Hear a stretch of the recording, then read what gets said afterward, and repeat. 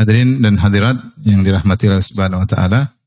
Pada kesempatan kali ini kita akan bahas topik perjalanan menuju pulang, yaitu ke kampung akhirat ya. Sebagaimana kita ketahui, Allah Subhanahu wa taala menciptakan Adam alaihissalam dan Allah memang ingin agar Adam tinggal di bumi. Oleh karenanya Allah berfirman, "Wa idz qala rabbuka lil malaikati inni ja'ilun fil ardi khalifah." Qalu ataj'alu fiha may yufsidu fiha wa yasfikud dima, dan seterusnya dalam surah Al-Baqarah. Ketika ketika Rabbmu berkata ya pada para malaikat, sungguhnya aku akan menjadikan khalifah di atas muka bumi, maksudnya Adam dan keturunannya. Jadi Allah sudah kabarkan Allah akan ciptakan menjadikan Adam di bumi. Tetapi ketika Allah menciptakan Adam, ternyata Allah ciptakannya di langit. Tidak langsung kemana ke bumi. Tapi intinya Adam akan turun ke bumi. Maka Allah ciptakan Adam di langit, kemudian terjadi apa yang terjadi. Maka Allah ciptakan Hawa setelah itu, ya. Setelah ada Adam, Allah ciptakan Hawa sebelum Adam dan Hawa masuk ke dalam surga. Wa qulna ya Adamu uskun anta wa zawjukal jannah. Dan kami berkata, wahai Adam, masuklah engkau ke dalam surga bersama istrimu ya. Karena percuma masuk surga tapi tidak ada istri. Kasihan kan jomblo. Makanya dikatakan dalam buku tafsir, Ar-Rafiq qabla tariq, teman sebelum menempuh perjalanan.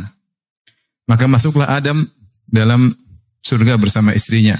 Dan Allah ingatkan tentang bahaya iblis. Ya. In hadza aduwwun laka wa li zawjika fala yukhrijannakuma minal jannati fatashqa. Sungguhnya iblis adalah musuhmu dan bagi istrimu, jangan sampai dia mengeluarkan kalian berdua dari surga yang kalian nikmati, fatashqa, maka kalian pun engkau akan sengsara. Kemudian Allah sebutkan tentang nikmat surga, innalaka alla tajua fiha wa la ta'ra, kau tidak akan pernah lapar di surga. Kalau makan pun bukan karena lapar tapi karena senang-senang. Ya. Wala ta'ara, dan kau akan selalu memakai pakaian tidak akan telanjang. Wa annaka la tathma'u fiha wala tatha, dan kau akan tidak kepanasan di sana, sejuk, menyenangkan, dan kau tidak akan kehausan. Tidak akan kehausan dan tidak akan kepanasan. Tapi Allah mengatakan jangan dekati sebuah pohon. Taqrabu hadhihi syajarah, jangan kalian mendekati pohon ini. Akhirnya sebagaimana kita ketahui, iblis pun menggoda Adam, fawaswasa ilaihi syaitanu qala ya Adam hal adulluka ala syajaratil khuldi wa mulkin la yabla. Maka setan pun menggoda Adam dan dia mengatakan, wahai Adam, maukah aku tunjukkan kepada engkau ya tentang pohon keabadian, syajaratil khuldi, yaitu kalau kau enakan di surga, nyaman, tapi kalau kau ingin abadi, makan buah itu. Namanya orang kalau dapat nikmat, pingin kenikmatannya apa? Berkesinambungan. Sementara Allah ketika kasih tahu nikmat kepada Adam, Allah tidak bilang kau akan kekal atau tidak. Dari sisi inilah iblis menggoda Adam. Ada poin yang masih Adam penasaran. Apakah dia memang akan kekal atau tidak, maka iblis merayu. Kau nyaman kan di surga, kalau gitu makanlah syajaratil khuldi, makanlah dari pohon keabadian. Al adulluka ala syajaratil khuldi wa mulkin la yabla, dan dapat kekuasaan yang tidak akan sirna. Ya. Akhirnya fa'akala minha. Akhirnya mereka berdua makan, Adam dan apa? Hawa. Fabadat lahuma sawatuhuma. Kemudian kelihatanlah aurat mereka berdua. Wa tafiqa yakhsifani alaihima mi waraqil jannah. Mulailah mereka mengambil daun-daun pohon di surga, kemudian mereka tutupin. Akhirnya Allah mengatakan, turunlah kalian berdua ke bumi. Perhatikan di sini, kalau kita Allah ketika ingin menciptakan Adam, Allah bilang ke malaikat, Adam diciptakan untuk tinggal di mana? Di bumi. Tapi ternyata Allah ciptakan Adam di langit dan Allah suruh Adam masuk surga terlebih dahulu. Setelah merasakan kenikmatan surga, kemudian Adam melakukan kesalahan dan dia minta ampun, wa asa Adamu rabbahu faghawa, dia bermaksiat kepada Allah Subhanahu wa taala, thumma jatabahu rabbuhu fataba alaihi wa hada, kemudian Allah terima taubatnya dan Allah beri petunjuk kepadanya, dan kemudian Allah turunkan dia karena kesalahannya. Akhirnya Adam tinggal di bumi. Agar kita sadar bahwasanya bumi ini hanyalah tempat sementara. Bahwasanya kampung seorang mukmin yang sungguhnya atau kampung manusia sungguhnya adalah surga yang pernah ditempati oleh nenek moyang mereka semua, yaitu Adam dan Hawa. Maka dari sinilah mulai kisah perjalanan menuju pulang. Bahwasanya kita di dunia ini sedang bersafar menuju ke kampung sesungguhnya, yaitu kampung apa? Akhirat, yaitu surga yang pernah ditempati oleh Adam. Dan ini pendapat mayoritas ulama, bahwasanya surga yang pernah ditempati oleh Adam dan Hawa nenek moyang kita, itulah surga yang akan didatangi oleh kaum mukminin ketika mereka masuk surga. Bukan surga yang berbeda. Adapun dalil akan ini diantaranya, ya, dalam hadis kata Nabi sallallahu alaihi wasallam, yajma'ullahu tabaraka wa ta'ala nas. Allah mengumpulkan pada hari kiamat seluruh manusia. Fayakumul mu'minuna hatta tuzlafa lahumul jannah. Maka berkumpullah kaum mukminin sehingga surga didekatkan kepada mereka. Allah mengatakan wa uzlifatil jannatu lil muttaqina ghairu ba'id. Dan surga didekatkan sebagai bentuk pemuliaan kepada kaum mukminin sehingga mereka enggak usah capek-capek, surga yang didekatkan oleh Allah kepada mereka. Fayatuna Adam, maka orang beriman sudah dipersilahkan masuk surga, maka mereka datang kepada Adam. Mereka berkata, ya abana, wahai ayah kami, wahai nenek moyang kami, istaftih lanal jannah. Mintalah agar dibawakan surga bagi kita. Adam didatangi manusia dan diminta para penjaga surga membuka pintu surga. Apa kata Adam? Fayaqul, wa hal akhrajakum minal jannati illa khati'atu abikum Adam? Bukankah yang mengeluarkan kalian dari surga adalah kesalahan nenek moyang kalian Adam? Itu Adam ingin bilang, bagaimana saya mau buka surga yang saya yang mengeluarkan kalian dari surga. Ini surga yang dulu saya pernah tempati, kemudian saya keluar, gimana saya mau buka lagi? Saya tidak layak. Karena yang membuat kalian keluar dari surga adalah siapa? Kesalahanku. Seakan-akan Adam berkata, seandainya tidak bersalah, kalian akan tinggal di surga. Tapi karena saya bersalah, maka saya keluar dari surga dan akhirnya pun kalian keluar dari surga. Ini dijadikan dalil oleh para ulama, bahwasanya surga yang pernah ditempati Adam, itulah surga yang akan didatangi oleh kaum mukminin. Dalam hadis yang lain, Musa berkata, terjadi debat antara Nabi Musa dengan Nabi Adam. Ya Rabbi arina Adam alladhi akhrajana wa nafsahu minal jannah. Ya Rabb, tunjukkanlah kepada kami Adam yang telah mengeluarkan kami dan dirinya dari surga. Fa'arahu Allahu Adam, maka Allah munculkan Adam kepada Nabi Musa. Faqala anta abuna Adam, kata Musa alaihissalam, engkau bapak kami, nenek moyang kami Adam. Faqalahu Adam, na'am, iya, saya nenek moyang kalian. Musa berkata, anta alladhi nafakhallahu fika min ruhi. Apakah engkaulah Adam yang Allah telah meniupkan ruhnya? Ruh, yaitu dari ruh yang Allah ciptakan kepadamu, menjadi spesial. Wa 'allamakal asma'a kullaha, dan Allah mengajarkan engkau seluruh nama-nama. Wa amaral malaikata fasajadu laka, dan Allah perintahkan malaikat sujud kepadamu. Qala na'am, kata Adam benar. Kemudian Musa berkata, fama hamalaka ala an akhrajtana wa nafsaka minal jannah. Apa yang membuat engkau mengeluarkan kami dan dirimu dari surga? Adam bertanya, man anta? Siapa kamu ini nanya-nanya? Siapa engkau? Qala ana Musa, saya Musa. Cucumu. Musa cucunya Adam kan? Adam. Anta nabiyyu Bani Israel alladhi kallamaka Allah min wara'il hijab. Engkaukah Nabi Bani Israel yang Allah berbicara langsung di balik hijab, di balik tabir, di tapak malaikat langsung berbicara langsung. Lam yaj'al bainaka wa bainahu rasulan min khalqihi. Allah tidak mengambil rasul antara engkau dengan Allah Subhanahu wa taala, itu Allah bicara langsung. Qala na'am, benar. Qala afama wajadta anna dzalika kana fi kitabillahi qabla an ukhlaq? Tidakkah kau dapati dalam kitabullah, dalam Taurat, ya, bahwasanya aku akan tinggal di dunia dan terjadi apa yang terjadi sebelum aku diciptakan? Maksudnya aku tidak tahu takdir bahwasanya saya bakalan turun ke mana? Ke bumi, bahwasanya saya akan dicipta di langit tapi melanggar turun ke bumi. Qala na'am, saya sudah tahu. Qala fabima talumuni fi syai'in sabaqa minallahi ta'ala fil qada'i qabli? Terus kenapa kau cela aku pada perkara yang sudah Allah tetapkan sebelum aku diciptakan? Qala Rasulullah sallallahu alaihi wasallam, Rasulullah ketika menceritakan kisah diskusi atau debat antara Adam dan Musa, kata Rasulullah sallam, hina inda dzalik fahajja Adamu Musa fahajja Adamu Musa. Adam menang debat daripada Musa, Adam mengalahkan Musa dalam diskusi tersebut. Sisinya di sini, sisi pendalilan dari hadis ini, di mana Musa berkata, "Wa ma fama hamalaka ala an akhrajatan wa nafsaka minal jannah?" Apa yang buat engkau mendorongmu untuk mengeluarkan kami dan engkau dari surga? Ya, artinya Musa seakan berkata, kita akhirnya tidak tinggal di surga, ya, karena engkau melanggar. Kalau surga yang dituju oleh kaum mukminin adalah surga yang lain, maka tidak pas Musa mencela Adam. Tapi karena surga yang dituju adalah sama, surga yang dituju oleh orang beriman, itulah surga yang pernah ditempati oleh Nabi Adam, maka disitulah kemudian Musa alaihissalam mencela Nabi Adam alaihissalam. Ya. Kemudian juga di antara dalil bahwasanya surga adalah surga yang sama, ya. Bahwasanya Allah berfirman, ihbitu ba'dukum li ba'dhin adu. Allah menyuruh Adam untuk turun di atas muka bumi. Dan juga bukan cuma Adam dan Hawa, demikian juga iblis yang menggoda mereka. Dan jadilah mereka saling bermusuhan. Dan iblis dulu tinggalnya di mana?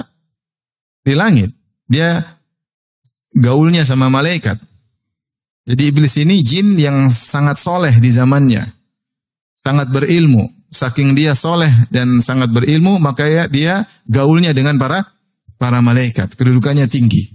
Makanya ketika Allah berfirman, "Wa idz qulna lil malaikati isjudu li Adama fasajadu illa iblis." Ketika kami berkata kepada malaikat sujudlah kepada Adam, seluruh malaikat sujud kecuali siapa? Iblis. Akan-akan iblis dalam rombongan malaikat. Dan malaikat tempatnya di mana? Di langit atau di bumi? Di langit. Jadi iblis gaulnya sama malaikat di langit, dan iblis menggoda Adam juga di mana? Di langit. Yang menunjukkan surga yang pernah Adam tempati letaknya di mana? Di langit. Kemudian mereka semua disuruh turun oleh Allah Subhanahu wa taala, di mana iblis kesibukannya adalah menggoda Adam alaihissalam. Ini semua dalil bahwasanya surga yang pernah ditempati Adam itulah surga yang akan dimasukin oleh kaum mukminin di kemudian hari di akhirat kelak. Tentu ada pembahasan, ada yang mengatakan, "Ya Ustaz, bukankah waktu ada masuk surga ada yang dilarang? Adapun surga yang akan datangi tidak ada yang terlarang," katanya. Semua boleh dimakan kecuali apa? Sajarat, sebuah pohon yang dinamakan iblis dengan pohon khuldi. Namanya surga padahal tidak demikian. Dan bukankah kalau di surga pasti abadi, kenapa Adam tidak abadi?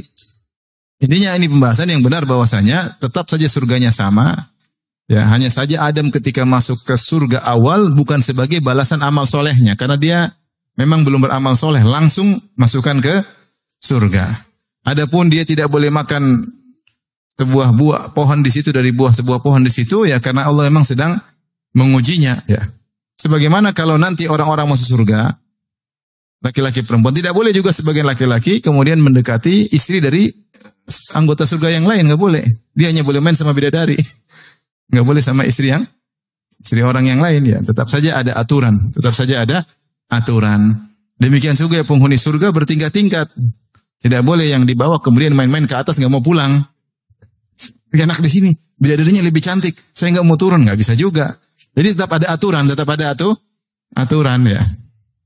Intinya ini pendapat mayoritas ulama bahwasanya surga yang pernah ditempati Adam itulah surga yang kita disuruh untuk menuju ke surga tersebut.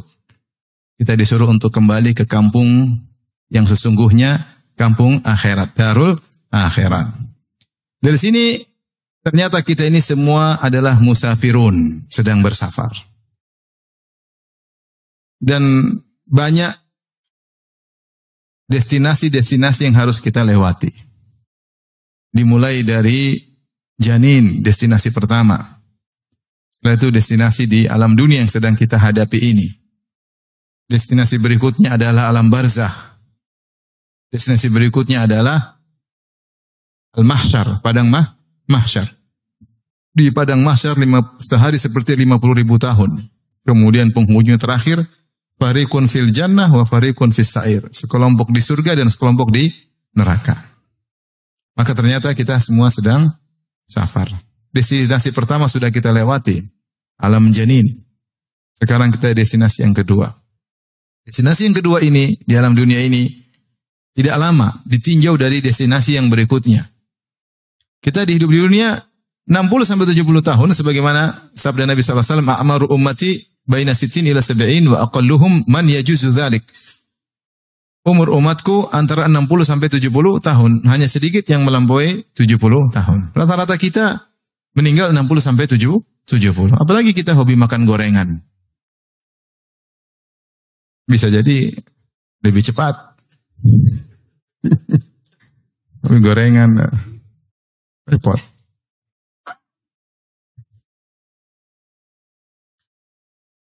Terus yang lebih dari 70 sedikit.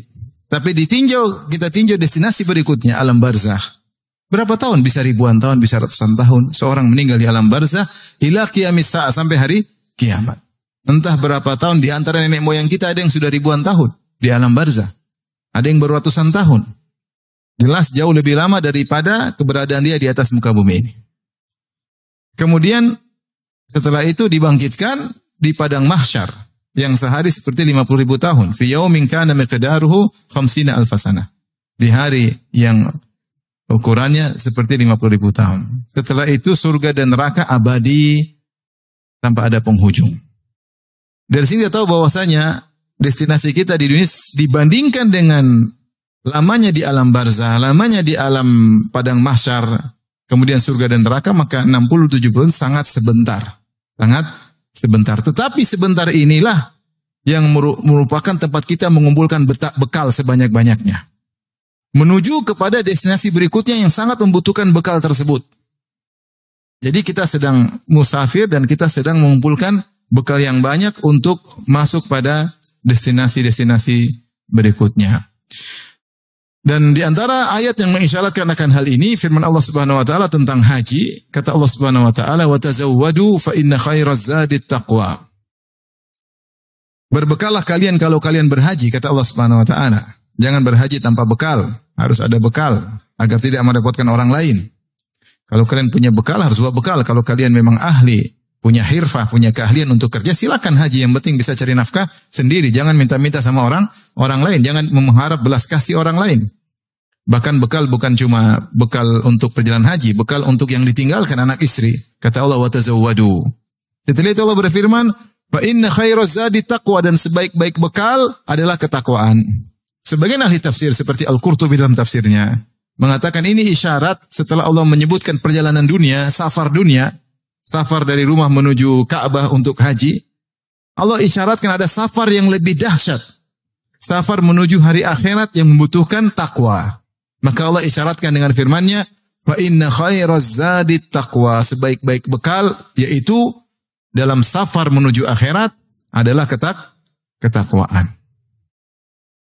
Kita safar biasa butuh bekal, apalagi safar menuju apa? Akhirat. Makanya banyak ayat mengingatkan bahwasanya hidup ini cuma sebentar. Kata Allah Subhanahu wa taala, "Wa ma hadhil hayatud dunya illa lahu wa la'ib wa inna ad-daral akhirata lahiyal hayawan law kanu ya'lamun." Tidaklah kehidupan dunia ini hanyalah permainan dan senda gurau, itu sebentar. Orang main-main sebentar, tahu-tahu game over. Orang senda gurau kemudian masuk dalam keseriusan, sebentar aja ini. Seperti orang main-main sebentar. Wa inna ad-daral akhirata lahiyal hayawan. Sungguhnya kehidupan akhirat itulah yang benar-benar kehidupan yang sesungguhnya. Dan banyak ayat Allah menamakan dunia hanyalah sebentar. Ingat, sebentar itu gunakanlah untuk mencari bekal. Jangan terpedaya. Ini bukan tempat kampungmu di alam lain. Ini hanya sekedar tempat mampir untuk cari bekal menuju destinasi yang sangat lama. Destinasi-destinasi berikutnya. Seperti firman Allah Subhanahu wa taala, "Wala tamuddanna 'ainaika ila ma matta'na bihi azwajan minhum zahratal hayatid dunya linaftinahum fihi. Wa rizqu rabbika khairu wa abqa." Wahai Rasulullah, janganlah kau panjangkan matamu kepada kenikmatan dunia yang aku berikan kepada sebagian mereka, zahratal hayatid dunya, yaitu mawar kehidupan dunia. Linaftinahum fihi, yang kami memfitnah atau menguji mereka dengan mawar dunia tersebut. Allah menamakan kenikmatan dunia dengan mawar. Yaitu mawar itu indah, dilihat, berwarna-warni, harum, tapi cepat layu. Cepat apa? Layu. Sebentar sudah layu. Untuk keluarin mawar, sebentar lagi sudah layu. Dunia seperti itu. Dunia itu cepat layu, sebentar. Wa rizqu rabbika khairu wa abqa. Adapun rizki Rabbmu yang Allah siapkan di kampung akhiratmu, di surga, khairu wa abqa, lebih baik dan lebih kekal. Jadi mereka salah, seakan-akan Allah mengatakan mereka salah, terlalu ngumpulin harta dunia banyak-banyak, lupa untuk bekal di akhirat. Padahal dunia akan ditinggalkan. Dunia akan ditinggalkan. Allah menyatakan juga bagaimana cepatnya destinasi dunia ini. Kata Allah, "Wadrib lahum mathalal hayatid dunya kama'in anzalnahu minas sama' fakhtalata bihi nabatul ard fa asbaha hashiman tadruhu riyah. Wa kana Allah ala kulli syai'in muqtadira." Kata Allah, berilah perumpamaan kepada mereka tentang kehidupan dunia. Seperti apa kehidupan ini? Seperti kama'in anzalnahu minas sama', seperti air hujan yang kami turunkan dari langit. Fakhtalata bihi nabatul ard, kemudian bercampur dengan tumbuhan di atas muka bumi, maka tumbuh jadi hijau. Kata Allah setelah itu, fa asbaha tadruhu riyah. Tiba-tiba kemudian ditiup, ya, fa asbaha hashiman tadruhu riyah. Tiba-tiba menjadi kering, tumbuhan yang kering ditiup angin berterbangan. Di sini kata Al-Alusi dalam Ruhul Ma'ani, dia mengatakan Allah menggunakan kata fa asbaha hashiman tadruhu riyah. Yang tumbuhan hijau tadi yang ditumbuhkan oleh air hujan, hijau menarik dengan berbagai macam warnanya, tiba-tiba menjadi daun yang kering ditiup angin. Allah menggunakan kata fa. Fa itu menunjukkan urutan tanpa jeda. Urutan tanpa jeda, yaitu hijau lalu. Allah tidak mengatakan kemudian. Kalau kemudian ada jeda waktu. Tapi Allah menggunakan fa bukan summa untuk menunjukkan bahwasanya dunia ini cepat lalu. Cepat layu. Tadinya hijau, tahu-tahu jadi apa? Jadi kering. Makanya dunia disebut dengan mata. Mata adalah semua kesenangan yang akan expired. Namanya apa? Mata. Mata itu bahasa Arab artinya barang yang digunakan yang akan rusak, yang akan selesai penggunaannya. Kesenangan yang ada expirednya. Makanya berkatalah mukmin ali Fir'aun, wa qala alladhi amana ya qaumi ittabi'uni ahdikum sabilar rasyad. Ya qaumi innama hadhil hayatud dunya mata' wa innal akhirata hiya darul qarar. Kata seorang dari Bani Israel, dari keluarga Fir'aun, dari suku Kipti, yang dia beriman kepada Nabi Musa, namun dia menyembunyikan imannya, takut dibunuh oleh Fir'aun dan bala tentaranya. Maka dia nasihati, dia berkata, Ya qaumi ittabi'uni ahdikum sabilar rasyad. Wahai kaumku, ikuti aku akan tunjukkan kepada jalan yang baik. Ya qaumi innama hadhil hayatud dunya mata. Wahai kaumku, sungguhnya kehidupan ini hanyalah mata. Hanyalah kesenangan yang akan apa? Expired. Wa innad darul akhirah.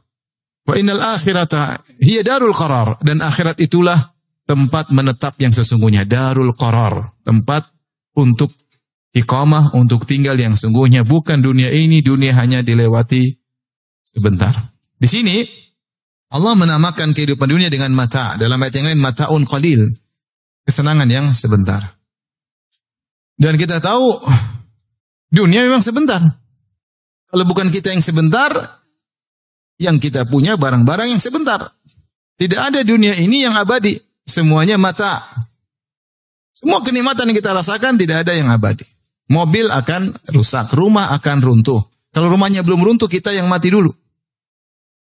Makanya Rasulullah mengatakan, dunia mata, dunia itu semuanya kesenangan, tetapi bisa expire. Kemudian kata Rasulullah, wa khairu mata'id dunya al-mar'atu salihah.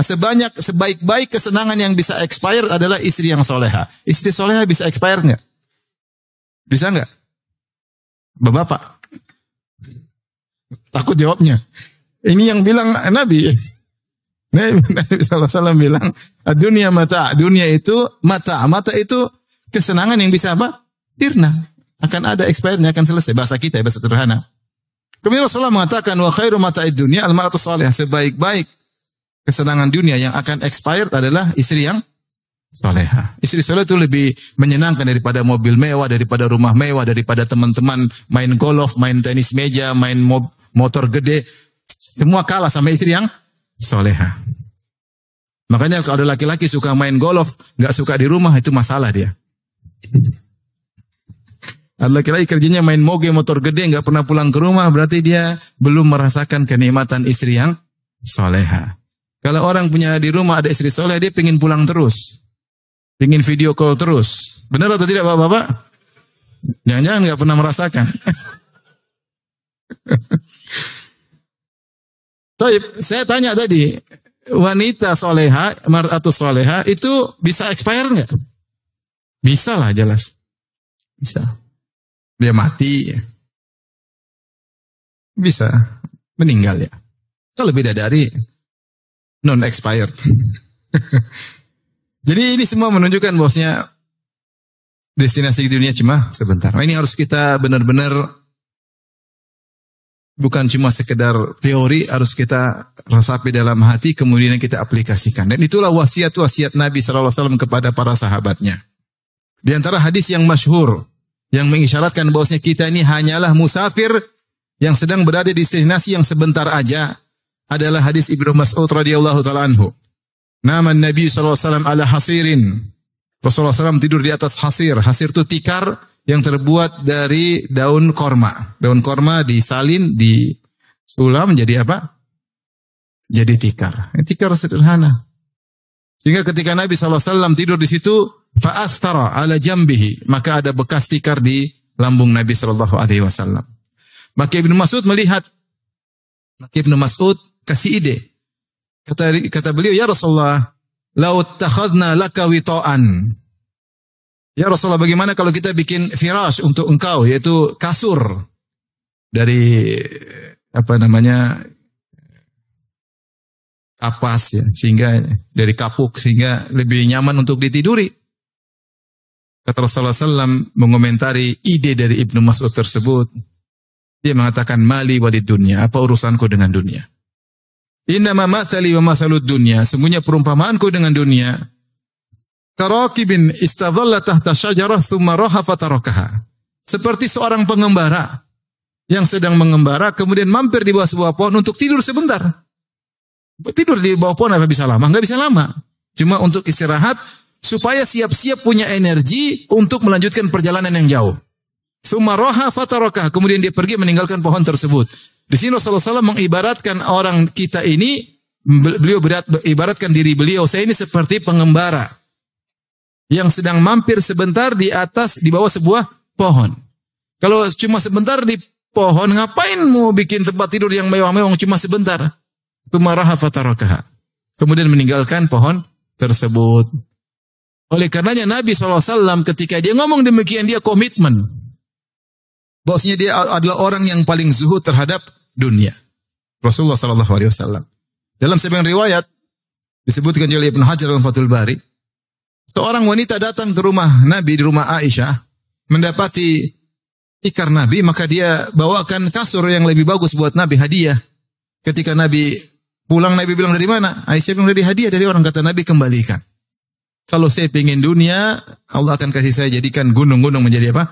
Emas. Rasulullah suruh kembalikan. Maka Rasulullah jadilah imamuz zahidin, imamnya orang paling zuhud. Karena dia mengatakan apa? Mali walid dunia, apa urusanku dengan dunia? Saya cuma perlu sedikit untuk perjalanan berikutnya ke destinasi yang lebih panjang. Oleh karena di antara dalailin nubuwah, di antara bukti bahwasanya Nabi adalah seorang Nabi, itu di antara mukjizat kalau bahasa kita. Mukjizat Nabi adalah komitmen Nabi dalam kezuhudan. Nabi selalu zuhud dari awal hidupnya sampai akhirnya. Kalau Nabi bukanlah seorang Nabi, mungkin sesekali dia senang-senang. Mungkin sesekali dia jalan-jalan, mungkin sesekali dia naik moge, kalau ada moge. Rasulullah tidak pernah sama sekali. Ini dalil dia sama sekali tidak ingin dunia. Sama sekali tidak ingin dunia. Dia tidak ingin dunia sama sekali. Makanya saya sering sampaikan hadis tentang Fatimah, ketika Fatimah minta pembantu kepada Nabi SAW. Karena Fatimah miskin. Dia harus kerja. Kemudian dia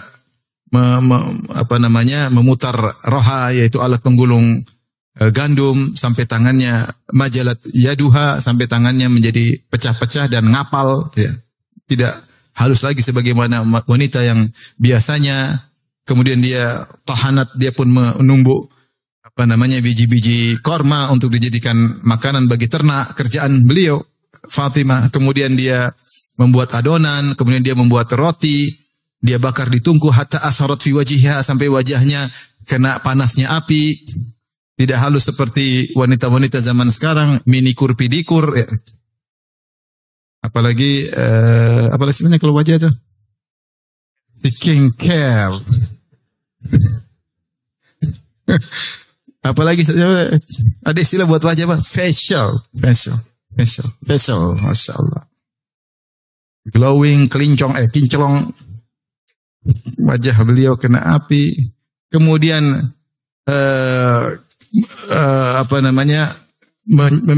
menyapu rumahnya hatta kita barat siyabuha, sampai bajunya penuh dengan debu.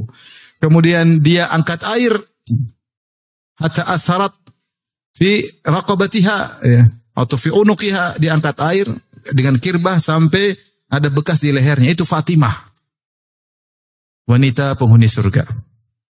Sayyidatu ahlil jannah, pemimpin wanita surga. Siapa? Fatimah. Kerja di rumah seperti itu. Miskin. Suaminya Ali bin Abi Thalib juga miskin.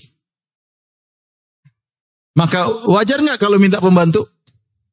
Wajar nggak? Wajar. Bapaknya pemimpin kota Madinah. Kalau dalam peperangan dapat ghanimah yang banyak. Maka akhirnya dia minta kepada Rasulullah SAW. Tadinya datang minta, malu, akhirnya Rasulullah bilang, ada apa nak? Kata dia, enggak, saya cuma mau salam sama engkau, pulang lagi. Malu. Minta pembantu, malu. Akhirnya kedua dia ketemu Nabi, minta pembantu, ternyata Nabi enggak ada, dia sampaikan ke Aisyah. Akhirnya Aisyah kasih tahu Nabi SAW datang ke Fatimah. Ternyata Rasulullah tidak kasih pembantu. Rasulullah bilang apa? Bagaimana saya mau kasih pembantu? Budak. Sementara ahlu sufa kelaparan. Ada sahabat banyak yang kelaparan di belakang masjid. Tinggal di mulhak dengan masjid, ya. Maka mending budak ini saya jual, kemudian hasilnya saya sedekahkan buat orang-orang miskin. Malah disuruh zikir. Kata Nabi, idza awaituma madja'akuma sabbihallah salatan wa salasin wahmadahu salatan wa salasin wa kabbirahu arba'an wa salasin. Kalau kalian berdua mau tidur, maka bertasbihlah 33 kali, bertahmidlah 33 kali, bertakbirlah 34 kali, fa inna dzalika khairun min khadim. Itu lebih baik daripada pembantu. Enggak dikasih pembantu. Saya bilang kalau saya di posisi Nabi, sementara Fatimah putri paling bungsu minta pembantu, saya kasih 10. Bagaimana tidak, Fatimah putri paling bungsu. Dan saudara-saudaranya semuanya meninggal. Keluarga Nabi dan Khadijah dengan 6 anak, yang tersisa cuma Nabi dengan Fatimah. Sampai Fatimah diberi gelar Ummu Abiha, ibu bapaknya sendiri. Artinya apa? Karena Fatimah ketika semua sudah meninggal, dia menempati kedudukan Khadijah. Dia yang ngurus Nabi SAW. Kalau Nabi sakit, dia jenguk Nabi SAW. Ketika Nabi dalam perang Uhud, beliau terluka. Yang ngurus bukan istri Nabi, yang ngurus Fatimah radhiyallahu taala anha. Dia yang bersihkan luka di wajah Nabi SAW. Rasulullah sangat sayang kepadanya. Bukankah ketika Rasulullah di Mekah, kemudian Rasulullah SAW diganggu oleh Uqbah bin Abi Mu'aid. Rasulullah sedang sujud, maka Uqbah bin Abi Mu'aid taruh kotoran. Salal jazur, yaitu isi perut onta, usus-ususnya, kotorannya taruh di atas pundak Nabi. Nabi sujud, enggak bergeming. Maka ada yang lapor sama Fatimah. Fatimah, ayahmu digitukan. Maka Fatimah datang, Fatimah bersihkan. Antum bayangkan. Antum seorang da'i lagi dimaki hina-hina orang. Dan ketika itu Abu Jahal lagi ketawa-ketawa. Terbahak-bahak sampai badan mereka semboyongan saking terbahak-bahak. Terus putri kita datang si kecil, bersihkan. Oh, itu benar-benar luar biasa. Setelah itu Fatimah sendiri masih remaja. Dia hadapin Abu Jahal dia maki mereka habis-habisan. Setelah Rasulullah habis sholat, Rasul angkat tangan. Allahumma alaika bi Quraisy. Ya Allah, binasakan Quraisy. Mereka takut. Jarang-jarang Nabi mendoakan keburukan. Biasanya Nabi mengatakan, berilah hidayah kepada mereka. Kali ini enggak. Kata Nabi, Allahumma alaika bi Quraisy. Ya Allah, binasakan Quraisy. Allahumma alaika bi Abi Jahal. Ya Allah, binasakan Abu Jahal. Mereka semua dengar doa Nabi. Alaika bi Uqbah bin Abi Mu'aid. Rasulullah sebutkan 7 orang. Binasakan si fulan. Semuanya tewas di perang Badar. Tapi siapa yang menolong Nabi ketika itu? Putrinya Fatimah radhiyallahu anha. Si kecil ini sekarang minta pembantu. Kira-kira kalau kita jadi Nabi kasih berapa pembantu? 20. Tapi Nabi ternyata tidak. Dia ngajarkan kepada putrinya untuk zuhud. Kata Nabi SAW, Isbiri ya Fatimah, inna khairan nisa allati nafa'at ahlaha. Sabarlah wahai Fatimah, sungguhnya sebaik-baik wanita adalah yang bermanfaat bagi keluarganya. Yang kerja, ngurus rumah, ini semua pahala. Ini semua apa? Pahala. Maka Nabi adalah orang yang paling komitmen untuk zuhud. Karena dia tidak menganggap dunia ini sebagai sesuatu. Dia tahu destinasi dunia cuma sebentar. Karenanya ketika para ulama mengomentari hadis Nabi SAW, hadis Abu Hurairah, ma'aban Nabi SAW tu'aman qad. Ini syahahu akalahu wa in kanahu tarakahu. Rasulullah SAW tidak pernah mencela makanan sedikit pun. Kalau dia suka dia makan, kalau enggak dia biarin aja. Tidak pernah komentar. Kata para ulama tidak pernah mengatakan terlalu asin. Tidak pernah mengatakan kurang asin. Kata mereka, kenapa Nabi tidak pernah ngomentari makanan? Karena bukanlah pikiran dia ngurusin makanan. Kalau kita sehari berapa kali komentar makanan? Komentar mulu.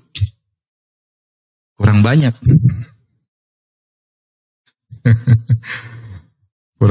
kurang asin. Kurang inilah, kurang anulah. Sampai makanan gratis pun kita komentari. Kurang ini, kurang ini. Tapi habis. Menakjubkan Nabi SAW. Kenapa tidak pernah komentar makan disebut? Karena beliau tidak pernah mikirin dunia. Sehingga apa yang ada beliau makan. Ada yang ada. Kalau enak beliau makan, nggak suka, ya udahlah. Bukan kesibukan ngurusin apa? Makanan. Kalau kita Masya Allah kuliner. Sana, sini, sana. Ya kita jauh ya. Maksudnya Nabi ketika bilang dunia, apa urusan dunia? Dunia beliau benar-benar apa? Komitmen. Masuk ila an syai' faqala la. Rasulullah SAW tidak pernah diminta sesuatu kemudian bilang enggak ada. Enggak. Rasulullah kalau ada pasti kasih. Karena dunia ini enggak ada nilainya bagi dia. Dia mengatakan seandainya saya punya emas sebesar gunung Uhud, tidak lewat 3 hari kecuali sudah habis. Saya akan sedekahkan ke sana. Illa syai'un arsuduhu lid-dain. Kecuali saya sisakan sedikit untuk bayar hutang kalau saya punya hutang. Kalau enggak saya habiskan. Itu Nabi SAW. Sampai ketika beliau meninggal, apa kata Aisyah? Laqad tufiya Rasulullah SAW. Wa ma min syai'in fi baiti, wa ma fi baiti min syai'in ya'kuluhu dhu kabidin illa syatru sya'irin fi raffin li. Ketika Nabi SAW meninggal dunia, tidak ada tersisa suatu apapun yang bisa dimakan oleh makhluk bernyawa. Yaitu manusia nggak bisa makan, hewan nggak bisa makan, kecuali hanya sedikit gandum yang saya simpan di rakku. Itu saja. Peninggalan Nabi SAW. Nggak ada apa. Kita Masya Allah buka, ada Indomie 1 karton. Buka kulkas masih banyak ada telur omega. Jadi lapar nih. Masya Allah. Kalau tinggal buka pencet aja apa aja bisa. Masya Allah. Rasulullah. Benar-benar zuhud karena dia tidak anggap dunia. Ya apa kata Aisyah radhiyallahu taala anha? Ra'ainal hilal thummal hilal thummal hilal.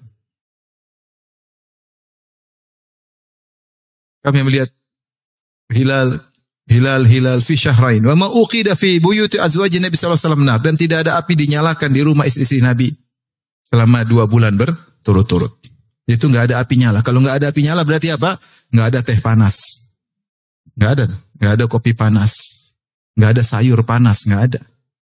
Enggak ada roti, enggak ada api yang nyala. Apa yang mau dimasak? Maka ditanya, "Wa ma ta'amukum ya ummah?" Apa yang kau makan ya wahai ibunda?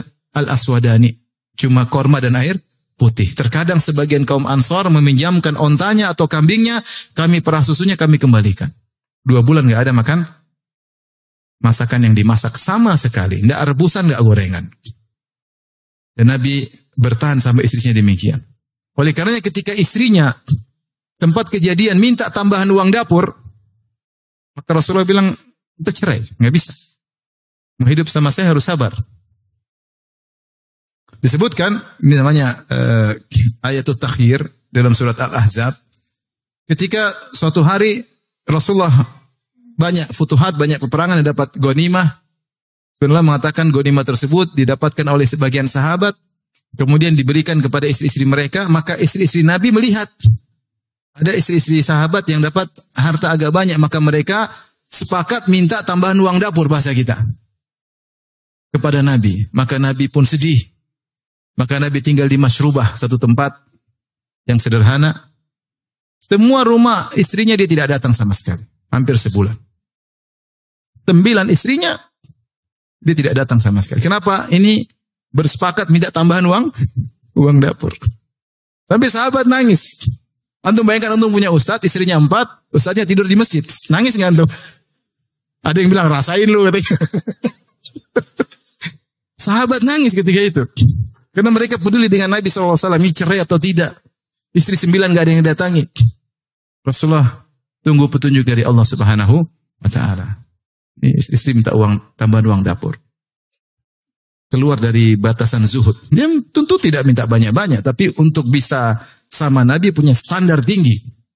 Maka turunlah firman Allah Subhanahu wa Ta'ala surah Al-Ahzab, Ya ayuhan nabi, kulli azwajika in kuntunna turidna hayatad dunya wa zinataha fata'alaina umatti'kunna wa usarrihkunna sarahan jamila.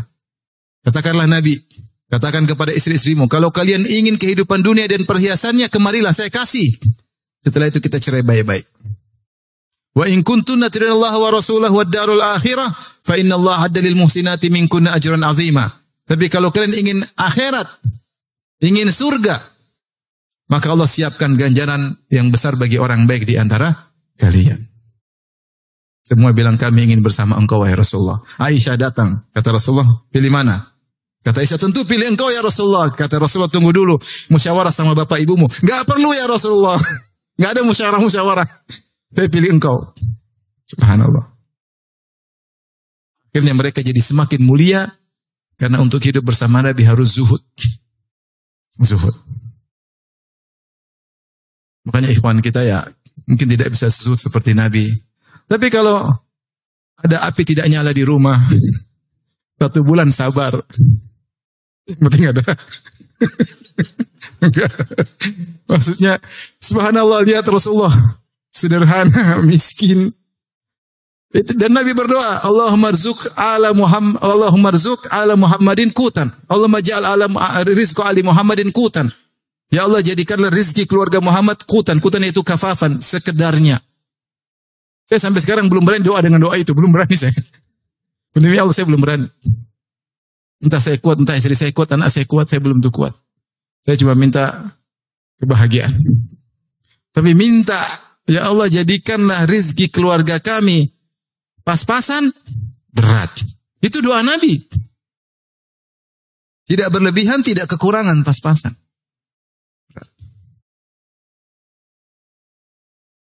Makanya Nabi hidup sangat sederhana. Sallallahu alaihi wasallam. Kenapa dia tahu dunia hanyalah sebentar? Makanya ketika Nabi sedang di kamar Mashrubah tadi, karena ninggalin istri-istrinya, Umar datang. Umar lihat nggak ada apa-apa di kamar, cuma ada kalau nggak salah idam atau yang tergantung itu udum, yaitu kulit yang disamak. Nggak ada apa-apa, tidur di atas tikar. Maka Rasulullah mengatakan, Umar berkata, ya Rasulullah, Persia, Romawi, mereka kafir, tapi mereka diberi kekayaan. Doakanlah umatmu agar Allah berikan ke dunia. Maka Rasulullah marah. Afisyakin anta ya ibn al-Khattab, kau ragu ya ibn al-Khattab. Mereka adalah kaum yang Allah segerakan dunia bagi mereka. Walanal akhir. Untuk kita adalah akhirat. Inilah Nabi Shallallahu Alaihi Wasallam. Rumahnya sederhana. Sampai Aisyah tidur di depan. Rasulullah tidak ada space untuk sholat. Rasulullah tidur di sholat di depannya ada Aisyah. Kalau Rasulullah mau sujud, Rasulullah korek kakinya Aisyah, dipegang agar Aisyah melipat kakinya. Nggak ada space. Jadi dipegang kakinya, Aisyah lipat, baru Rasulullah sujud. Kalau Rasulullah sudah berdiri, Aisyah julurkan kaki lagi. Kalau mau sujud, dipegang lagi. Kenapa nggak ada space? Rumah cuma sempit, entah 6 kali 4. Berapa? Kita rumah Masya Allah gede-gede. Tapi nggak sholat malam. Rasulullah sendiri berkata dalam hadisnya, Arba'un minas sa'adah. Di antara 4 sebab kebahagiaan, kata Nabi, baitun wasi', rumah yang luas. Benar, orang punya rumah luas sebab kebahagiaan. Tapi Nabi sendiri tidak milih rumah luas. Dia milih rumah yang sempit. Tapi itu rumah bahagia. Kenapa? Karena dibacakan Al-Quran dan hadis-hadis Nabi. Kata Allah, وَذْكُرْنَا مَا يُتْلَى فِي بُيُوتِكُنَّ مِنْ آيَاتِ اللَّهِ وَالْحِكْمَةِ. Wahai istri Nabi, ingatlah apa yang dibacakan di rumah kalian. Berupa ayat-ayat Allah dan hadis-hadis Nabi. Itulah sumber kebahagiaan. Meskipun rumah kecil, tapi kalau dipenuhi dengan ayat-ayat Allah, maka bahagia. Rumah besar, tapi nggak ada ayat-ayat Allah, sumber kesengsaraan. Sumber kesengsaraan. Baik. Ini sekitar saya tadi istitrat, yaitu saya bahas tentang bagaimana Nabi zuhud. Karena dia tahu bahwasanya dunia ini hanyalah sementara. Ini komitmen. Bukan sekedar kita mungkin ngomong, pandai ngomong, prakteknya kita belum bisa seperti Nabi SAW. Dan di antara bukti kenabian Nabi, Rasulullah komitmen dengan kezuhudannya. Tidak pernah sekali-sekali senang-senang, nggak pernah. Maksudnya bermewah-mewah nggak pernah sama sekali. Karena bagi dunia tidak ada nilainya. Kemudian hadis yang menunjukkan makna ini bahwasanya kita semua sedang musafir. Hadis masyhur, hadis Ibnu Umar radhiyallahu ta'ala anhuma. Akhadha Nabi SAW bimangkibayya. Rasulullah pegang pundak Ibnu Umar. Belum masih muda, dipegang pundaknya. Rasulullah kasih nasihat kepada seorang pemuda.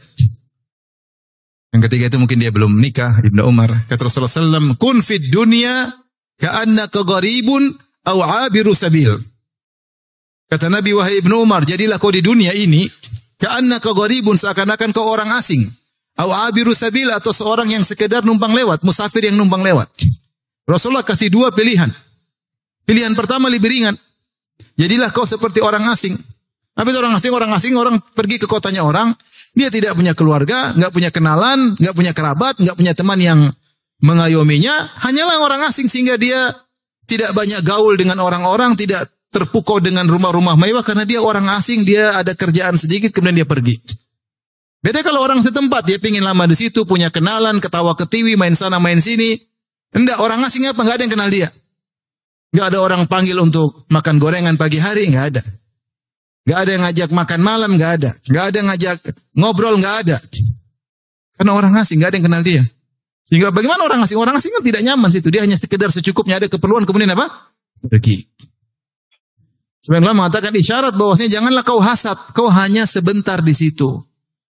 Kau orang asing dan kau akan kembali ke kampungmu. Dunia ini asing bagimu, kampungmu di surga. Maka ambillah kebutuhanmu dan jangan terpedaya dengan rumah yang mewah, mobil yang indah. Kayak orang asing. Orang asing mana hasad sama orang? Dia enggak hasad karena ini bukan kampung dia. Dia hasad di sana. Kalau ada orang di kampungnya kaya, dia hasad. Tapi kalau cuma di kampung orang lain, dia enggak hasad. Karena tidak ada yang kenal dia. Rasulullah ajarin, kamu kalau di dunia enggak usah hasad. Kalau di akhirat, hasadlah. Supaya kau lebih tinggi surgamu di akhirat. Supaya kau lebih cantik bidadarimu di akhirat. Supaya kau lebih kaya di akhirat. Jadi kalau antum lagi di luar naik motor butut ya. Terus ada mobil mewah lewat. Nanti di akhirat lihat gitu dong. Belum tentu kau bos di sini, bos di sana juga. Lihat nanti kayak gitu. Baca Quran semangat. Saingan hasad di akhirat bukan di sini. Di sini tidak perlu hasad-hasatan. Kita orang asing, kata Nabi SAW. Dan orang asing tidak banyak gaul. Gaul secukupnya. Jangan buang-buang waktu. Terlalu banyak grup WhatsApp. Grup sampai 20 habis waktu. Grup 1, grup 2, grup 3, grup 4, grup 5 sampai grup 20. Sehingga maslahat kita yang sungguhnya kita abaikan. Kemudian Rasulullah SAW kasih pilihan kedua yang lebih berat. Atau di sini ditafsirkan oleh para ulama bal dengan idrab. Maksudnya bahkan kalau bisa berpindahlah pada tahap berikutnya. Ini seperti Allah Subhanahu wa taala, wa arsalnahu ila mi'ati alfin aw yazidun. Dan Allah mengutus Nabi Yunus alaihissalam kepada 100.000 orang aw yazidun atau lebih. Aw di sini bukan artinya atau. Aw di sini bal, bahkan lebih dari 100.000. Jadi au terkadang maknanya bal. Kalau Allah mengatakan 100.000 atau lebih, seakan-akan Allah ragu. Enggak, yang benar au di sini maknanya adalah bal yazidun. Yaitu Yunus alaihissalam di zaman dia punya pengikut lebih dari 100.000. Dan ini jumlah yang besar di zaman dahulu. Nabi Yunus alaihissalam. Sama Ketika Nabi berkata, "Kun fid dunya ka'annaka gharib." Jadilah kau di dunia seperti orang yang asing. Oke, itu pun sudah susah. Itu pun sudah susah. Kita di dunia susah menjadi seperti orang asing. Pilihan yang lebih berat lagi kata Allah, kata Nabi, "Au abiru sabilin ay bal abiru sabil." Bahkan kalau kau bisa, jadilah seperti orang yang cuma numpang lewat. Kalau orang asing masih tinggal, masih ada tinggal sehari, 2 hari, 3 hari, sebulan. Kalau numpang lewat, cuma mampir, terus jalan lagi. Dia mampir kemudian buang hajat atau makan siang, kemudian melanjutkan perjalanan masih panjang. Seakan-akan Nabi mengatakan, jadilah kau orang di dunia, ambil secukupmu saja. Untuk duniamu secukupnya untuk melanjutkan perjalanan yang jauh. Perbanyak akhirat. Kalau mau bekal yang banyak untuk apa? Akhirat. Untuk dunia secukupnya saja. Jadi mengatakan tadi, seperti pengembara yang mampir sebentar di bawah sebuah pohon untuk tidur sebentar kemudian melanjutkan perjalanan. Ini lebih berat lagi. Para ulama menafsirkan itu seorang yang numpang lewat apa? Emang dia mau ambil dunia banyak-banyak? Nggak bisa. Dia ambil dunia banyak-banyak, dia nggak bisa jalan, cuma numpang lewat. Dia ambil secukupnya aja karena dia mau pergi. Secukupnya paling buang hajat, makan, lanjut lagi. Tidak banyak-banyak. Ini lebih berat lagi. Kita di dunia kalau bisa ngambil sebanyak-banyaknya, sebanyak-banyaknya. Kita lemah. Dari sini, inilah perjalanan kita menuju kampung akhirat. Menuju kampung kita yang sesungguhnya. Bagi orang beriman, kampungnya tadi surga. Dan perlu kita sadari bahwasanya destinasi kita di dunia hanyalah sebentar dengan sangat sebentar. Tetapi sebentar ini ternyata adalah penentu untuk destinasi berikutnya. Siapa yang di destinasi ini menjadi orang soleh, maka dia akan bahagia pada destinasi berikutnya. Siapa yang di dunia ini ternyata dia nggak benar, bekal akhiratnya sedikit, maka dia akan sengsara pada destinasi berikutnya. Suatu bait syair yang disebahkan kepada Ali Zainal Abidin, beliau berkata, "Safari ba'idun wa zadu la yuballighani wa quwwati dha'ufat wal mautu yatlubuni." Safarku masih panjang, kata dia. Masih panjang. Dunia, alam barzah, padang mahsyar. Safarku panjang. Wa zadu la yuballighani, sementara bekalku tidak akan buat aku bisa sampai sedikit. Wa quwwati dha'ufat, sementara kekuatanku semakin melemah. Wal mautu yatlubuni, sementara kematian terus mengejarku. Kata seorang penyair, "Tazawwad minat taqwa fa innaka la tadri idza janna al-lailu hal ta'ishu ila al-fajri." Berberkalah dengan ketakwaan, sungguhnya kau tidak tahu jika telah tiba malam hari apa kau bisa hidup sampai besok hari. Apa kau bisa hidup sampai terbit fajar? Tidak ada yang tahu. Wa kam min sahihin mata min ghairi illatin wa kam min saqimin ashahina min ad-dahri. Betapa banyak orang sehat tahu-tahu meninggal dunia tanpa sakit sebelumnya. Banyak sekali. Banyak sekali. Banyak mati tiba-tiba. Lagi ngobrol tahu-tahu mati. Ada begitu. Ngobrol tahu-tahu mati. Lagi sehat-sehat ketabrak mobil, ada. Lagi segar-segarnya pesawat meledak. Banyak kita nggak tahu. Jadi berbekalah dan fa inna khair wa tazawwadu fa inna khairaz zadi taqwa. Berbekalah dan sebaik-baik bekal adalah ketakwaan. Ma'asyiral muslimin wal muslimat, oleh karenanya ibu yang dirahmati Allah Subhanahu wa taala dan para bapak yang dirahmati Allah Subhanahu wa taala, inilah destinasi kita, hendaknya kita serius. Nah, kita tinjau destinasi berikutnya sangat berat. Kita akan masuk dari alam barzah. Dan alam barzah, ya saya sampaikan secara singkat saja tentang destinasi-destinasi kita. Setelah kita di dunia selesai waktunya, kita masuk di alam barzah. Di alam barzah ada 3 kejadian. Yang pertama namanya adalah himpitan alam barzah. Ya. Himpitan alam barzah. Setiap orang akan merasakan himpitan tersebut. Kata Nabi SAW, ya, dhammatul qabr, lau naja minha la naja Sa'ad bin Mu'adz radhiyallahu anhu. Kalau ada orang selamat dari himpitan tersebut, maka pasti selamat Sa'ad bin Mu'adz. Tapi Sa'ad bin Mu'adz saja yang meninggal, ihtazza arsyur rahman, sampai arsy Allah bergetar ketika Sa'ad meninggal karena mulianya Sa'ad itu pun mengalami himpitan di alam barzah. Itu adalah suatu hal yang dilewati seperti orang sakit di dunia akan dia lewati. Seperti sakaratul maut ada rasa sakit sebelumnya. Sama ketika masuk alam barzah juga ada himpitan alam barzah. Setelah itu akan ada banyak fitnah kubur. Fitnah kubur ditanya oleh malaikat Munkar dan Nakir. Aswadani azraqani. berwarna hitam dan biru. Yuqalu li ahaduhuma munkar wal akhar nakir. Yang satu dikatakan mungkar, yang satunya namanya nakir. Dan mungkar artinya suatu yang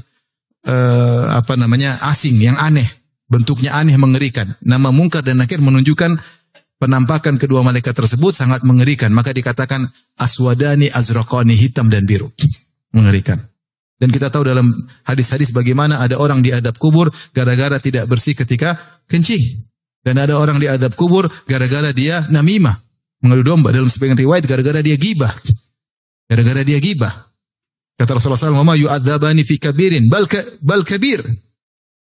Mereka berdua diadab bukan karena perkara besar, yaitu menurut mereka ini perkara ringan, padahal dia besar di sisi Allah Subhanahu wa taala. Kalau diadab kubur gara-gara cuma tidak bersih kencing atau namimah atau ghibah, bagaimana lagi dengan dosa-dosa yang lain?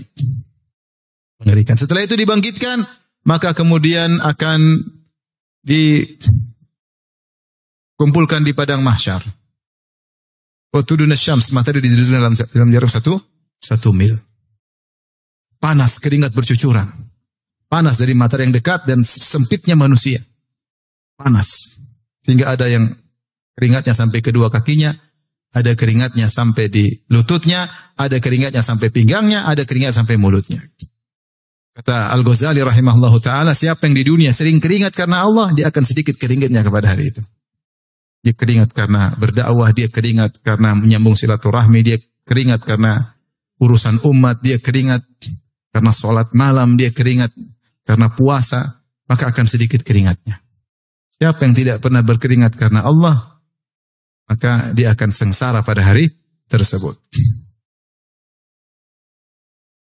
Kemudian setelah itu Rasulullah SAW sujud, kemudian minta agar Allah segera datang memulai persidangan. Wa ja'a rabbuka wal malaku saffan saffa. Maka datanglah Allah, ini saya singkatin aja, sebenarnya panjang ya, masing-masing punya pembahasan tersendiri.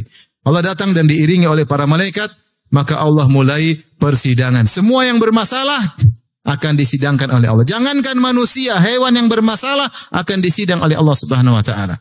Kata Rasulullah SAW, la tu'addunnal huquqa ila ahliha hatta yuqada li syaltil jalha min syaltil qarna. Sungguh kalian akan mengembalikan hak manusia hari kiamat kelak, yaumul qiyamah. Jangankan kalian manusia, hewan, kambing yang tidak bertanduk pernah ditanduk sama kambing nakal yang bertanduk, dia akan mengkisos kambing yang bertanduk. Makanya dalam hadis Abu Dzar, ketika Rasulullah SAW melihat ada 2 ekor kambing yang saling tanduk-tandukan, tantatihan, maka Rasulullah berkata, ya, 5 tantatihan. Kenapa kedua kambing tersebut saling tanduk-tandukan? Kata Abu Dzar, la adri, aku tidak tahu. Kata Rasulullah SAW, walakinna Allah yadri. Tapi Allah tahu kenapa mereka 2 saling tanduk-tandukan. Fasayaqdi bainahuma yaumal qiyamah. Dan Allah akan menyidang mereka berdua pada hari kiamat. Yaitu Rasulullah ingin bilang, jangankan kalian hewan aja disidang, apalagi kalian. Awwalu ma yuqda bainan nas fid dima. Kemudian Rasulullah yang pertama kali disidang urusan darah, ngeri urusan darah. Yang pernah bunuh, yang pernah ini, yang pernah mukul, itu pertama disidang. Sampai orang yang pernah dibunuh, dia berdiri pegang tangan yang pembunuhnya sambil satu tangannya memegang kepalanya. Kemudian kepalanya berbicara, "Ya Rabbi, hadza qatalani." Ya Rabbku, dia telah bunuh saya. Allah tanya, "Kenapa kau bunuh dia?" Kalau karena jihad, karena fisabilillah, selamat. Kalau enggak, binasa hari tersebut. Semua akan disidang. Hatta latmah, satu tamparan, satu kata-kata zalim kepada orang, semua akan disidang. Semua akan disidang. Makanya hati-hati, jangan zalimin orang. Jangan makan harta orang lain. Jangan menjatuhkan harga diri orang lain. Jangan pernah mukul orang lain. Jangan pernah punya andil dalam memukul orang lain. Jangan sama sekali. Kita dizalimi enggak ada masalah. Kita dizalimi, kita akan ambil hak kita di akhirat. Tapi kalau kita yang menzalimi, kita binasa. Kita binasa. Kata Rasulullah SAW, "Adzulmu dzulumatun yaumal qiyamah." Bahwasanya kezaliman adalah kegelapan yang bertumpuk-tumpuk pada hari kiamat kelak. Orang akan sengsara pada hari tersebut, orang-orang yang zalim. Orang yang zalim. Mengerikan. Tapi orang yang baik akan bahagia. Intinya setelah disidang, kemudian dihisab. Dihisab. Hisab itu apa? Diaudit. Allah audit. Kau pernah begini, kau pernah begini, kau pernah begini. Semua diklasifikasikan. Ini amal soleh, ini amal buruk. Fungsinya audit. Antum kalau diaudit KPK takut nggak? KPK. Dia baru buat catatan, ketahuan. Oh ternyata kita kemarin kumpul-kumpul ketahuan. Itu baru catatan ke KPK. Gimana Lauhil Mahfuz? Kalau ada orang buka akun kita misalnya, kemudian dia bongkar, itu kita sudah ketakutan. Gimana Lauhil Mahfuz? Semua terbuka. Mengerikan. Hari yang sangat dahsyat ketika itu. Maka Allah hisab, intinya tujuan hisab adalah audit untuk mengklasifikasikan. Jadi Allah benar enggak? Mau debat silakan. Enggak ada yang berani debat sama Allah. Kalau di dunia kita bisa bawa pengacara, kita bisa sogok hakimnya, di sini mana bisa? Di Allah, di akhirat mana bisa? Saksinya malaikat, saksinya kulit berbicara, kaki berbicara. Ada catatan amal, mau lari dari mana? Enggak bisa. Dan Allah Maha tahu segalanya. Setelah itu, setelah diklasifikasikan, baru kemudian ditimbang. Dan ketika seorang dibangkitkan, sudah mulai kelihatan orang-orang kafir bagaimana dibangkitkan dalam kondisi terbalik, matanya buta, tuli, ya, bisu, ya, jalan di atas kepala, wajahnya hitam, matanya biru, ya, itu orang kafir. Pelaku maksiat dari kaum muslimin juga kelihatan. Yang suka minta-minta untuk tanpa mau kerja, malas minta-minta melulu, maka akan datang pada hari kiamat kelak. Walaisa ala wajhi muz'atul lahmin, maka wajahnya tidak ada dagingnya, dia tidak punya malu selama ini. Yang sombong akan dibangkitkan seperti ukuran semut, badannya seperti manusia. Yakshahumudzul fi kulli min kulli makan. Dihinakan dari segala arah. Dulu waktu dunia merasa sombong dengan ilmunya, dengan jabatannya, dengan kekayaannya, dengan mobilnya. Sombong bangga, hari kiamat nih kayak semut hampir diinjak-injak sama hewan-hewan, diinjak-injak oleh manusia. Selama ini merasa besar, Allah akan kerdilkan dia pada hari kiamat kelak. Yang punya istri 2 tidak adil, oh miring. Saya aja sekarang kaki saya sedang sakit. Miring di dunia aja udah sakit. Apalagi miring di mana? Di akhirat. Saya kemarin ketemu kawan, istrinya 4. Saya bilang hati-hati Pak. Waktu saya ketemu dia sebelumnya istrinya 3. Saya bilang hati-hati Pak. Ya. Dia bilang Ustaz saya mau yang keempat, saya mau nikah sama orang Afrika insya Allah. Kenapa? Saya penasaran, pengen tahu anak saya seperti apa. Akhirnya saya ketemu dia lagi, baru beberapa hari lalu. Mana Pak? Jadi Afrika enggak? Hati-hati Pak. Saya saja kaki sakit, miring gak enak. Makanya Ustaz saya 4 biar seimbang katanya. Bisa aja Bapak ini katanya. Hati-hati kata Nabi sallallahu alaihi wasallam, "Man kanat lahum ra'atani famala ila ihdahuma jaa yaumal qiyamati wa shikkuhu ma'il." Siapa yang punya istri 2 kemudian condong kepada salah satunya, datang pada hari kiamat badannya miring. Ya akhi, ente kenapa akhi? Miring kenapa akhi? Ente kenapa? Istri 2. Lu saya tahu istri cuma 1, satunya saya sembunyiin. Miring. Waliyadzubillah. Tapi kalau adil tenang, kalau enggak adil miring. Kasihan. Betapa banyak praktisi poligami yang tidak adil. Hati-hati. Antum tenang aja kalau 1 aman. Lurus insya Allah. Jadi ini menunjukkan bahwasanya tidak adil kepada istri dosa besar. Karena diancam dengan siksaan khusus. Dosa besar. Ini baru mukaddimah di padang mahsyar. Belum setelah persidangan seluruhnya. Sementara orang-orang soleh akan diperlihatkan. Orang yang rajin bersedekah, orang yang meninggal dalam kondisi ihram, orang yang mati syahid, orang yang senang puasa, orang suka adzan. Kata Rasulullah, al-mu'adzinina atwalun nasi a'naqun yaumal qiyamah. Orang tukang adzan lehernya paling tinggi kelihatan dari jauh. Kenapa? Setelah ini dia meninggikan kalimat Allahu Akbar, maka dia kelihatan dari jauh. Orang yang berpuasa, maka bau mulutnya harum. Ya. La khaluf fami shaim atyabu indallahi min rahil misik. Sungguhnya aroma mulut orang yang berpuasa lebih harum daripada minyak kasturi. Sebenarnya mengatakan di akhirat. Orang mati syahid dia bangun dalam kondisi tubuhnya berdarah. Al-launu launu dam, warnanya warna darah, warihu rihul misik, tapi aromanya aroma minyak kasturi. Seterusnya akhirnya setelah dihisab, di mizan, ditimbang. Ya, ada yang mengatakan sebelum dihisab, diterima catatan amal. Yang terima tangan atau tangan kiri, baru dihisap. Ada yang mengatakan setelah dihisap, baru kemudian menerima catatan amal. Setelah dihisap, di mizan, setelah itu terjadilah kegelapan. Kemudian orang-orang kafir langsung diantar menuju neraka jahanam. Ikutilah semua orang mengikuti apa yang dia sembah. Maka Yahudi mengikuti Uzair. Ada yang berbentuk Uzair, menggiring mereka merasa menggiring di surga, ternyata digiring di neraka jahanam. Yatasaqatun, mereka berjatuhan. Nasara ada yang menjelma seperti Nabi Isa. Disangka mereka digiring menuju surga, ternyata digiring menuju apa? Neraka jahanam. Yang menyembah rembulan, yang menyembah matahari, yang menyembah siapapun akan digiring menuju neraka jahanam. Adapun yang tersisa cuma orang-orang muslimin dan orang munafik yang semua KTP-nya Islam. Maka mereka tersisa setelah mereka disuruh lewat sirat.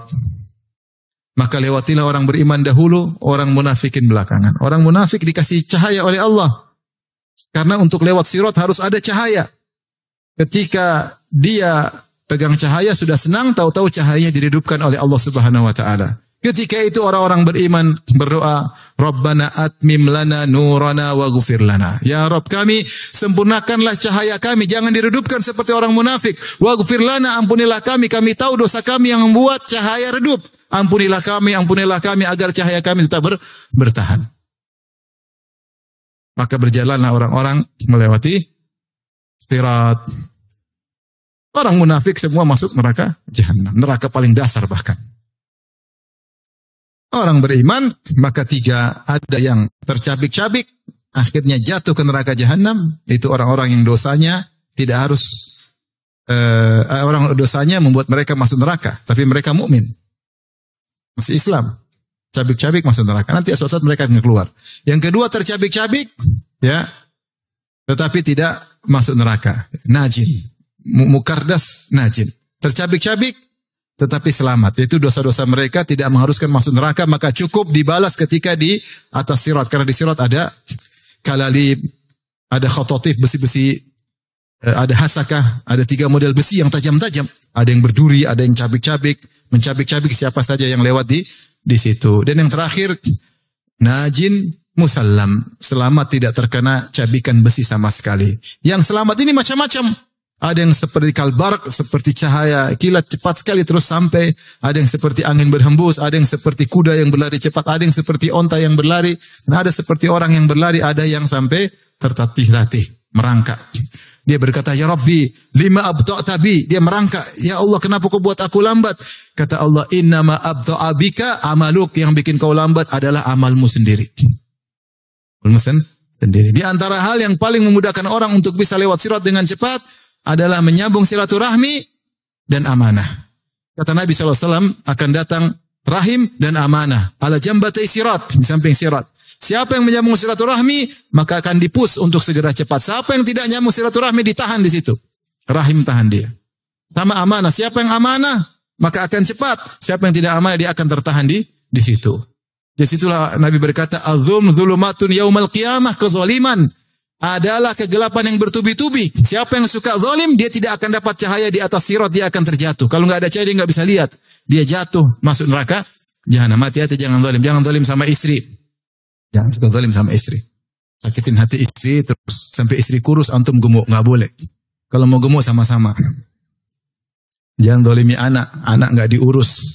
Main HP mulu, anak nggak diurus. Nggak diajarin agama. Zalim sama anak. Jangan zalim sama pembantu, dimaki-maki, direndahkan, dihina. Ingat dia manusia, saudara kita sama muslim. Jangan zalim sama anak buah, jangan zalim sama supir. Ingat dia seorang muslim. Belum tentu di akhirat kita kedudukannya lebih tinggi dari dia. Belum tentu sama sekali. Belum tentu. Saya sering bilang, bagaimana kita merasa lebih baik daripada pembantu. Saya punya pembantu, dia digaji, seluruh gajinya dia kirim sama ibunya. Semua 100%. Dan dalam waktu yang lama. Siapa di antara kita seperti itu? Kemudian kita merasa lebih baik daripada pembantu ini. Pembantu ini berbakti sama orang tuanya. Dia capek-capek kerja, dimarah-marahin. Semua hasilnya dia kirim ke orang tua. Jadi kita merasa lebih baik daripada pembantu kita? Belum tentu. Jangan zalim. Jangan zalim sama siapapun. Jangan mentang-mentang kita punya jabatan, kita merendahkan orang. Mentang-mentang kita punya ilmu, kita merendahkan orang. Jangan zalim. Kezaliman, inna zulma zulumatun yaumal qiyamah. Kezaliman adalah kegelapan yang bertubi-tubi pada hari kiamat. Setelah itu tinggal terakhir surga dan neraka. Surga Begitu injak kaki di surga, alhamdulillahilladzi adhaba 'annal hazan. Semua kesedihan hilang. Ya. Semua kesedihan hilang. Maka akan mendapatkan berbagai macam kenikmatan, akan mendapatkan bidadari dan semuanya ya. Kalau istri, anak-anak soleh akan dikumpulkan oleh Allah Subhanahu wa taala. Kalau orang tua soleh akan dikumpulkan oleh Allah Subhanahu wa taala. Kebahagiaan yang tidak terhingga, abadi di surga. Ini saja yang saya sampaikan. Maka siapa yang berhasil sampai ke surga, maka dia telah pulang ke kampung halamannya. Siapa yang mampir ke neraka, dia salah pulang. Mungkin bekalnya kurang. Mungkin dia lupa tujuan dia. Tidak mikir kampung halamannya. Dia pikir cuma destinasi dunia sehingga dia lupa. Dunia terlalu dia pikirkan, lupa untuk pulang ke kampung akhirat. Kata Rasulullah SAW, mal faqra akhsha alaikum, bukanlah kemiskinan aku khawatirkan kepada kalian, innama akhsha alaikum antubsata alaikum dunia. Yang aku khawatirkan jika dunia dibukakan bagi kalian. Kama busitat ala man kana qablakum, sebagaimana dunia telah dibukakan bagi orang-orang sebelum kalian. Fatanafasuha kama tanafasuha, maka kalian pun akan berlomba-lomba mencari dunia sebagaimana orang-orang sebelum kalian berlomba-lomba. Fatuhlikukum kama ahlakathum, maka dunia akan binasakan kalian sebagaimana kalian dibinasakan oleh orang-orang sebelumnya dibinasakan oleh dunia. Ingat, dunia itu banyak, tenaran, harta, banyak-banyakan, alhaakumut takatsur, kalian telah terlalaikan dari banyak-banyakan. Banyak-banyakan harta, banyak-banyakan mobil, tinggi-tinggian jabatan, banyak-banyakan pengikut, banyak-banyakan ini ngeri. Sibuk dengan dunia sebenarnya, tahu-tahu meninggal, game over ya. Maka hati-hati, semoga Allah menjadikan kita selalu mengingat kampung apa? Akhirat. Semoga kita pulang benar. Sampai di mana? Di surga. Amin ya rabbal alamin.